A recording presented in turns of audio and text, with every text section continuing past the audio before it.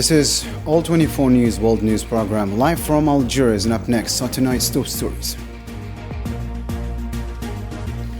Dozens killed in ongoing Zionist massacres in Gaza Strip as 270,000 are forcibly displaced, and the UN chief calls the situation horrendous.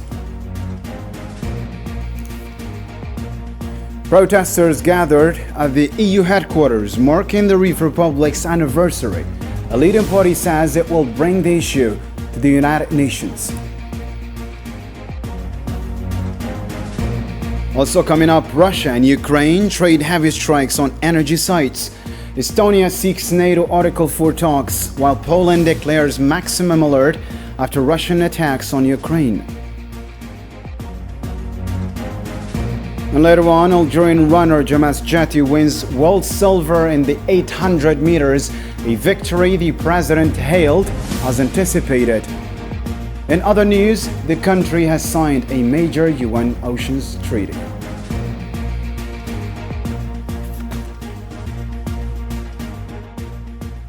Welcome back. Dozens of Palestinians have been killed and wounded in ongoing Zionist massacres across the Gaza Strip since dawn Saturday. Hospital sources reported 71 martyrs, with 54 in Gaza City, most of them children and women, after the occupation targeted displaced persons fleeing the ground invasion. 14 others were killed by artillery fire in Khan Yunis and Rafah, and a raid on the Nusayrat camp left 3 other martyrs.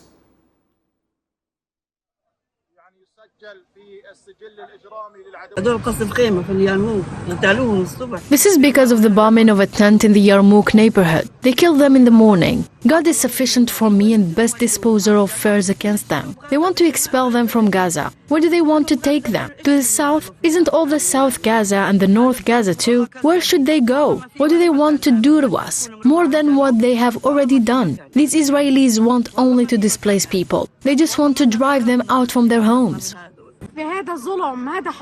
This is injustice. This is forbidden. Where are the Arab countries? Where are they? We are tired. Our hearts want to speak. We are tired.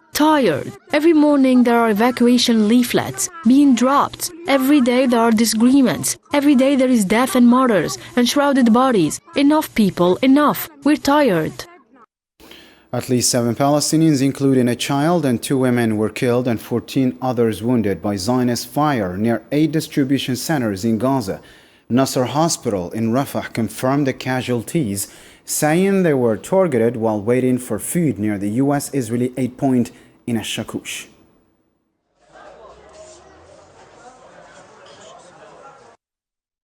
Gaza's government media office says Zionist forces have forced 270,000 Palestinians out of Gaza City under threats of bombing and extermination.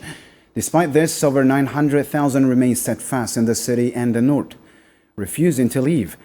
The office also reported more than 22,000 people returning home by noon and confirmed over 2,000 killed in more than 110 raids on Khan Yunis and Rafah, areas the occupation falsely claims are safe.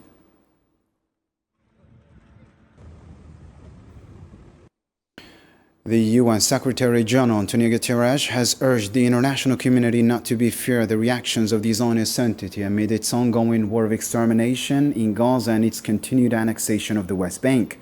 Speaking ahead of the UN General Assembly in an interview with AFP, Guterres emphasized that the planned recognition of Palestinian statehood by several countries is a significant symbolic step. He reiterated that the only just solution to the conflict remains the establishment of an independent Palestinian state. There has been a constant progress of the measures of the Israeli government in order to now completely destroy Gaza and have a creeping annexation in the West Bank.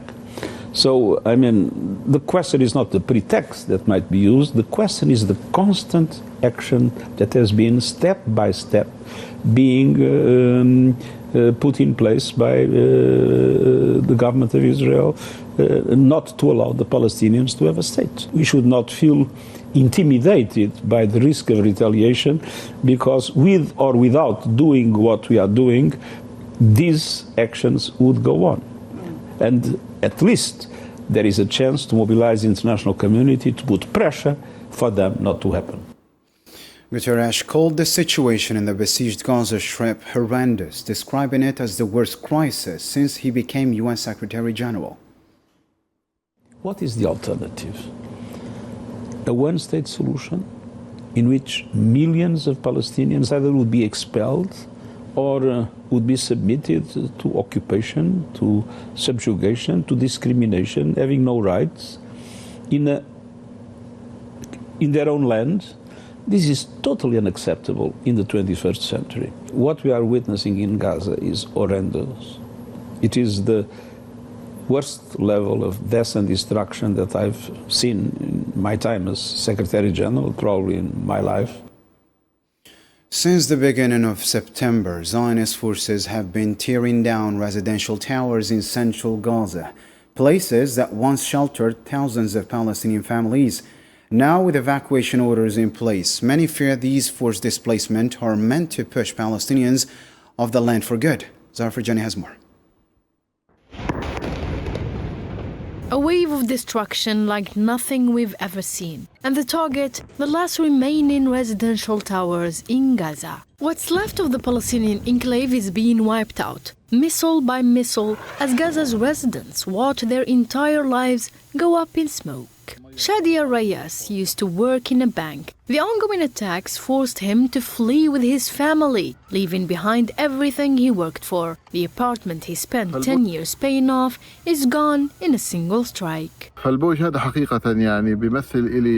This tower was my whole life. After it was destroyed, I had to move into a tent in Deir al-Balah camp. The tower was full of displaced families. Everyone had to run, some barefoot, some without their IDs, some without even a change of clothes. For many Palestinians, this campaign of destruction confirms what they've been warning about for 2 years now, that the goal of the Zionist entity is to permanently force Gaza's population out. And the evacuation leaflets keep coming. Just this Saturday, more were dropped over central Gaza, clearly ordering people to head south. These are today's warnings. Go south, but to go south people need money, and nobody has money. There is no work, nothing at all.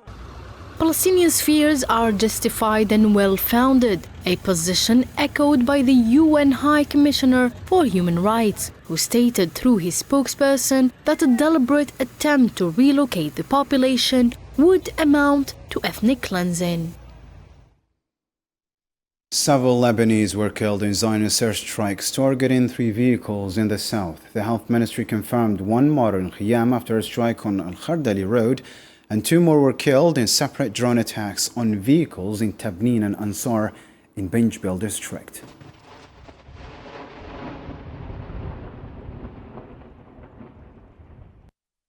Moving on to another topical news story. Protesters gathered in Brussels on Saturday to mark the 104th anniversary of the Reef Republic.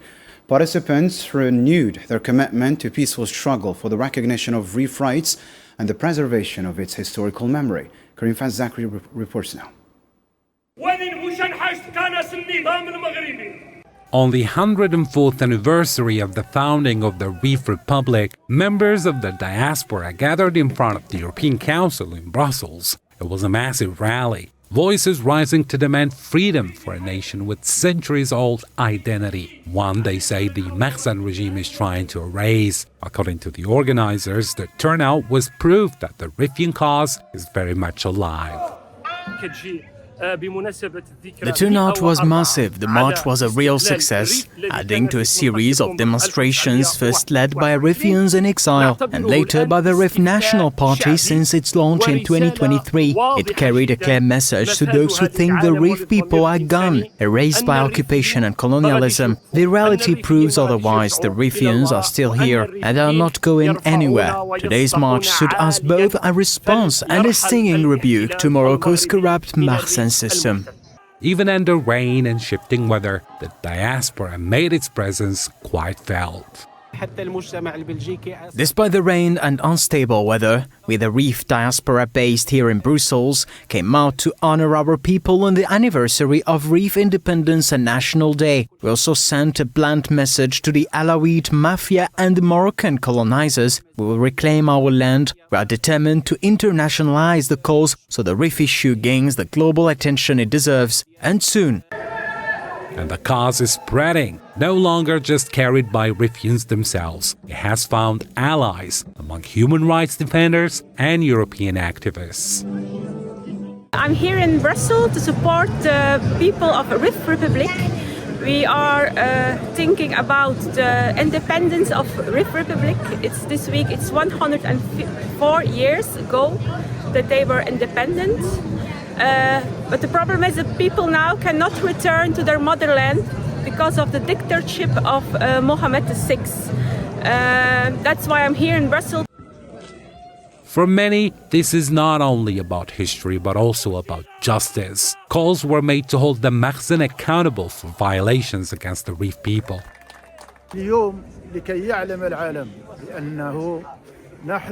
Today is a day of celebration for the Reef people. We are here to show the world that we exist, and we stand tall and remain determined to carry on our struggle. We are also here to tell the world we will not give up 1 inch of Reef land. It will return to its people, despite you, the Alawites. Independence will come again.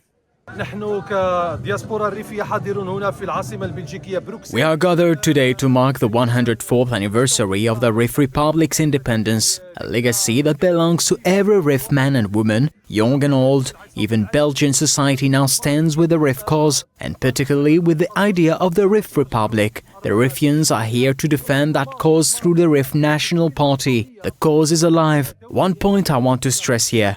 We must put an end to the docking of Zionist ships in the Reef Republic. For the Riffians, the path remains peaceful and yielding. Their ultimate aspiration, freedom and independence, continues to echo far beyond the Reef Mountains, right into the heart of Europe, carrying the Reef voice into global public opinion. In a similar story, National Reef Party Vice President Ayoub El-Ghadioui pledged to push forward with internationalizing the Reef Republic issue, vowing to mobilize wider global support. Speaking at the Brussels March, he said efforts are underway to bring the cause before the UN's 4th Committee on Decolonization.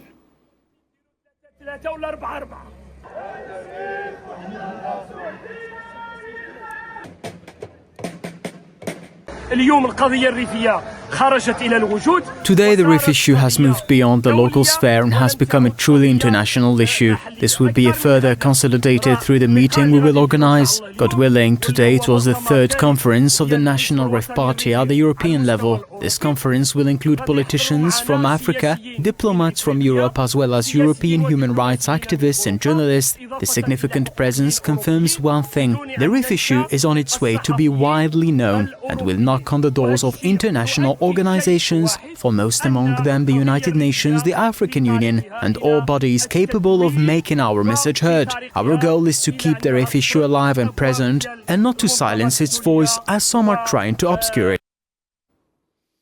The National Reef Party has disavowed recent statements attributed to detained Reef movement leader Nasser Zafzafi, declaring that he and all Reef detainees are prisoners of the Makhzen regime and do not speak for the Reefian people. Party Vice President Ayoub El-Ghadioui accused the Makhzen of exploiting detainees to spread what he called poisoned messages aimed at dividing the Reefian community and undermining their cause.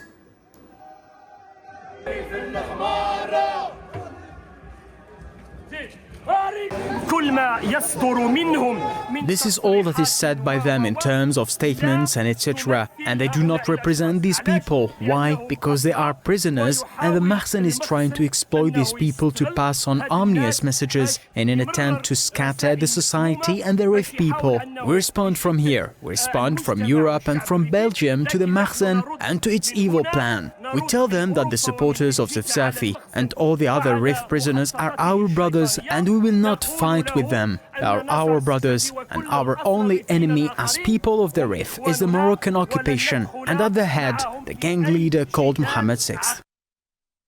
Algerian Minister of State and Foreign Minister Ahmed Attaf arrived in New York to take part in the UN General Assembly high-level meetings representing President of the Republic Abdelmajid Tebboune. He will address the general debate from September 23 to 30 Joint Security Council talks on Palestine, co-sponsored by Algeria and several Islamic countries, and a session on artificial intelligence and global security.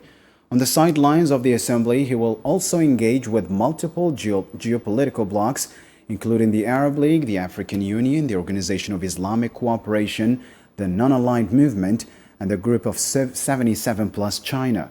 Bilateral meetings with counterparts from allied nations and UN officials are also scheduled.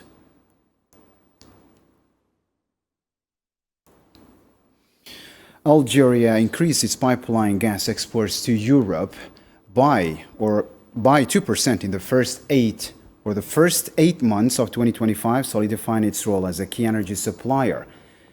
Exports to Spain rose by 3%, while shipments to Italy saw a 1% increase. Algeria remains the EU's second largest pipeline gas supplier, holding a 20% market share in August, behind Norway at 60%, with the remainder coming from Russia, Azerbaijan, and Libya.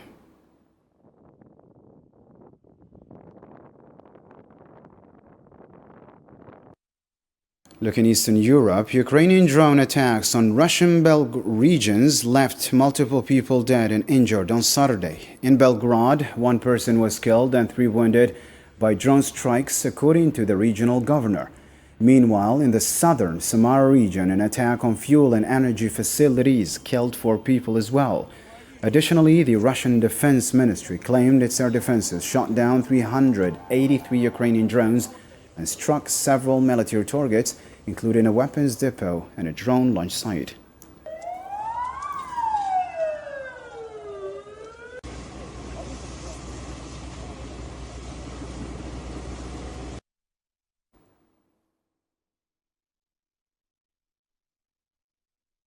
Estonian Prime Minister Kristen Michel has called for NATO Article 4 consultations after accusing Russian fighter jets of violating his country's airspace, calling the move unacceptable act in a post on X platform. Moscow, however, denied the claim, saying 3 MiG-31s flew strictly over neutral Baltic waters en route to Kaliningrad without deviating from their agreed course or crossing any borders.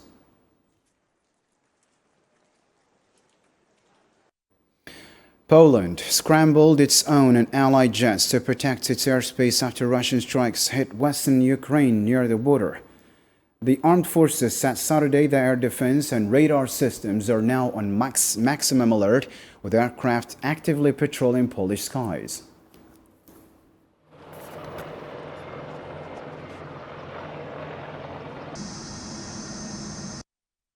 The European Union is preparing its 19th round of sanctions on Russia since the start of the war in Ukraine, aiming to further isolate Moscow economically.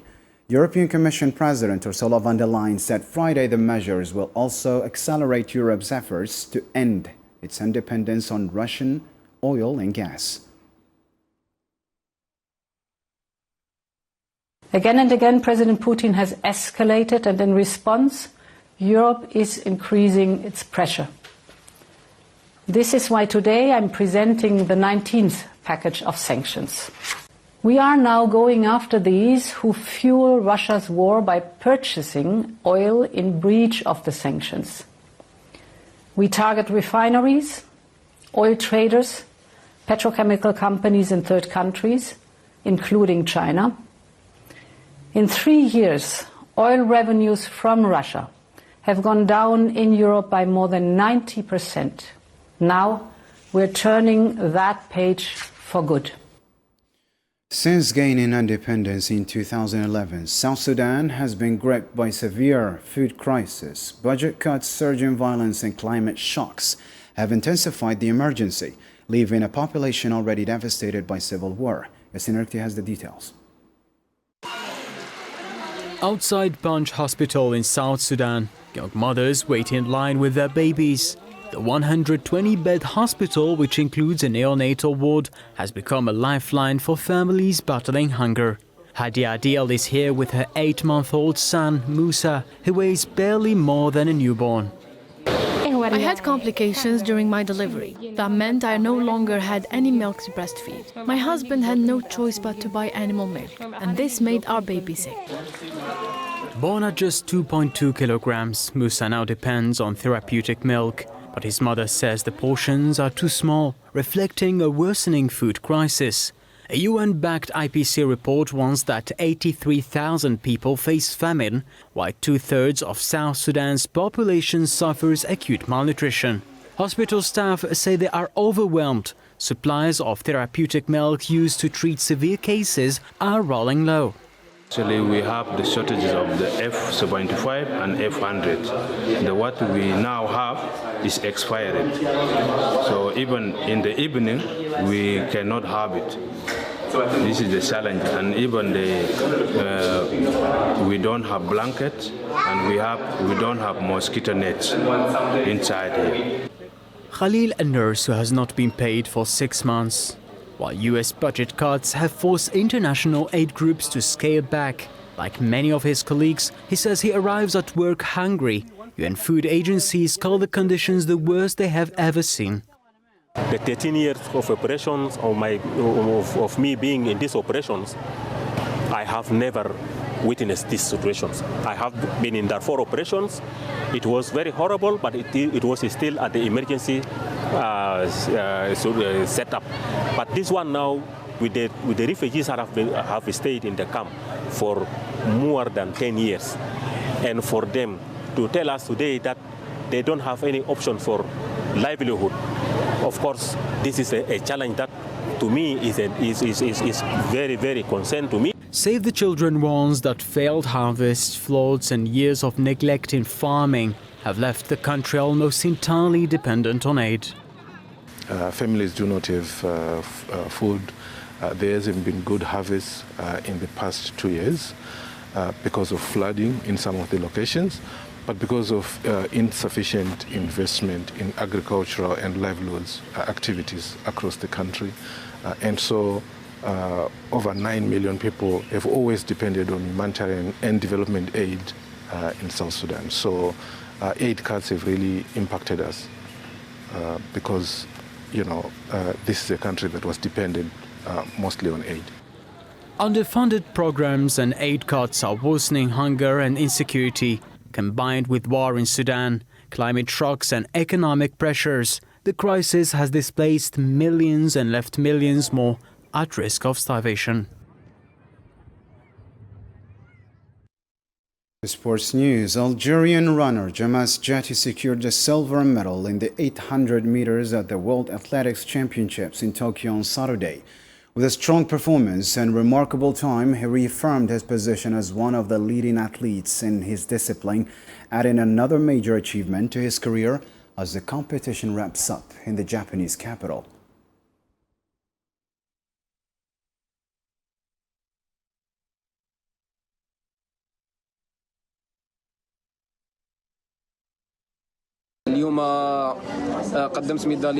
Today I dedicate this silver medal to the people of Algeria, to the President of the Republic, and to the leadership of the National People's Army. I hope this achievement brings you joy, and I pledge to strive for even greater victories in the future.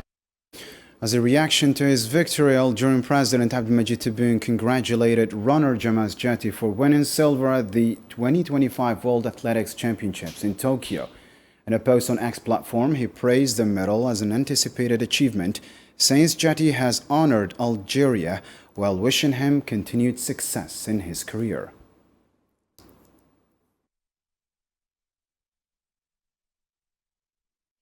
Algeria signed the UN agreement on conserving and sustainably using marine biodiversity in areas beyond national jurisdiction.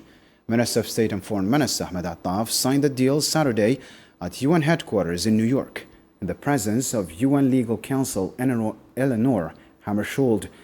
The pact aims to protect high seas biodiversity and ensure its fair use for all humanity.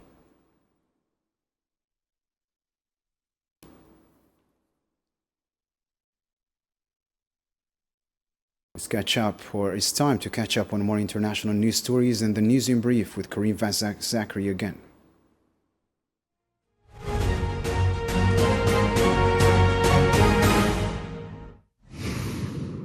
Iran's Supreme National Security Council says it will suspend cooperation with the International Atomic Energy Agency if UN sanctions are reinstated. This comes just a day after the UN Security Council, pushed by France, the UK and Germany, backed the return of sanctions later this month. Tehran says such a move would seriously damage its ties with the agency.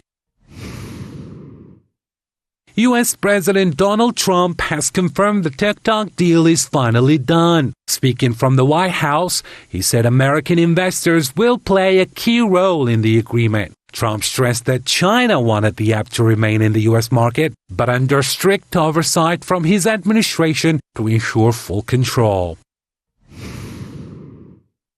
Flights across several major European airports were thrown into chaos on Saturday after a cyber attack hit a system used for check-in and boarding. Data shows airports in London, Brussels, and Frankfurt were among those affected, with cancellations and long delays reported. The UN Security General Antonio Guterres is sounding the alarm on climate change. He says the 1.5 degrees Celsius target to limit global warming is on the brink of collapse. With COP30 set to take place in Brazil in less than 2 months, Guterres fears the climate action plans on the table still fall far short of what's needed.